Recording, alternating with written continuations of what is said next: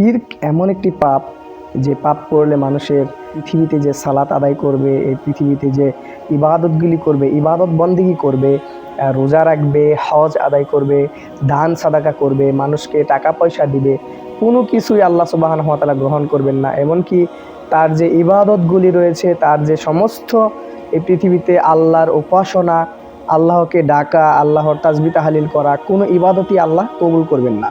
এজন্য শিরকের ভয়াবহতা সম্পর্কে আমাদের অবগত থাকা দরকার এবং এই শিরকি সমস্ত ছোট ছোট কাজ থেকে, শিরকে আকবার থেকে এবং শিরকে আসগার থেকে আমাদের বিরত থাকা দরকার। আল্লাহ সুবহানাহু ওয়া তাআলা পবিত্র কুরআনুল কারীমে 6 নম্বর সূরা আল আনআম 88 নম্বর আয়াতে আল্লাহ সুবহানাহু ওয়া তাআলা এই আয়াতে শিরকের ভয়াবহতা সম্পর্কে আল্লাহ সুবহানাহু ওয়া তাআলা আলোচনা করেন, এটা তুলে ধরেছেন।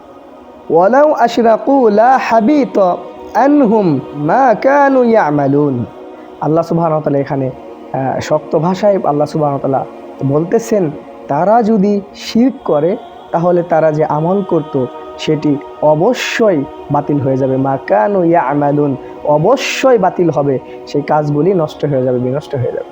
আল্লাহ সুবহানাহু ওয়া তাআলা পক্ষান্তরে অন্য একটি আয়াতে আল্লাহ সুবহানাহু ওয়া তাআলা সূরা মুহাম্মদে বললেন যে আতিউল্লাহ ওয়া আতিউর রাসূল ওয়ালা তুবতিলু আমালাকুম, তোমরা আল্লাহর আনুগত্য করো, আল্লাহ রাসূলের আনুগত্য করো এবং তোমরা ধ্বংস করে দিও না তোমাদের আমলসমূহকে।